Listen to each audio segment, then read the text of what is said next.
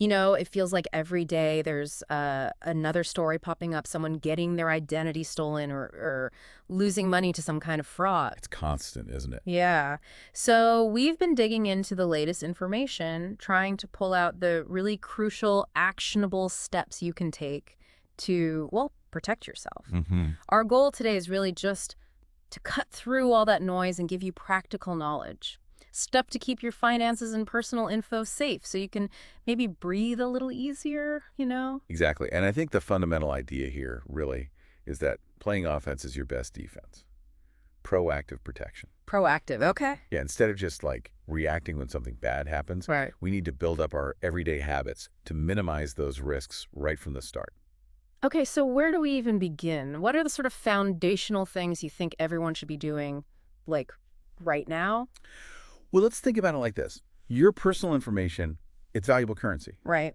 So you want to be really careful about where you leave it lying around. And that means online and in the real world.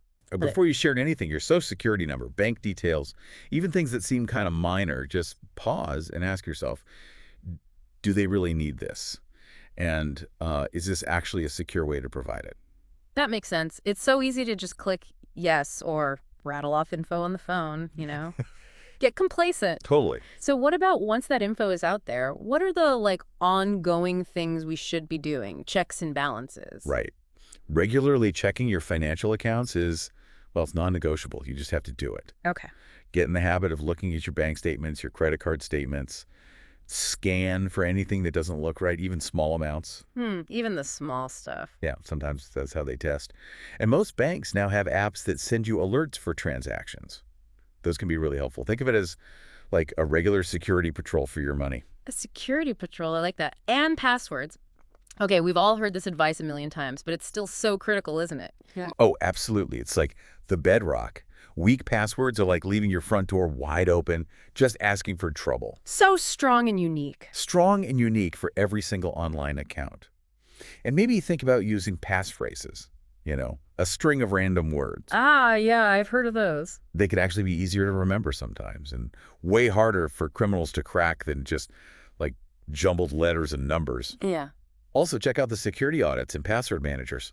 They're great for flagging weak or reused passwords. Password managers. Yeah, those are definite game changers. I agree.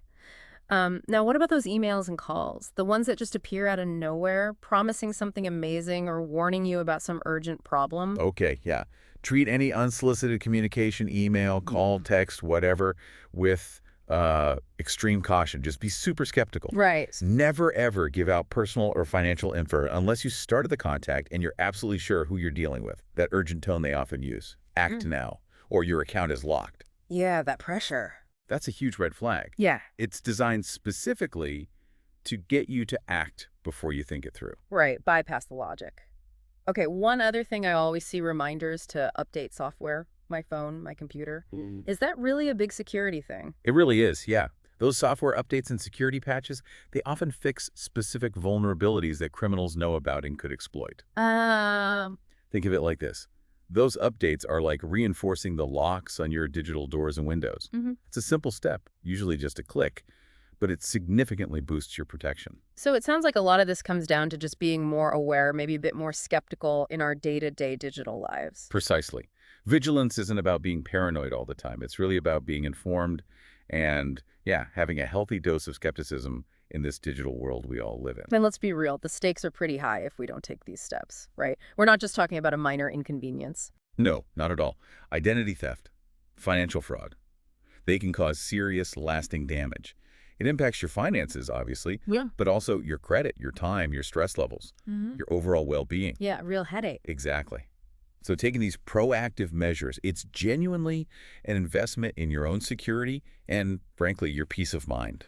Okay, so wrapping this up then, the main takeaway seems to be consistent, simple actions can make a huge difference.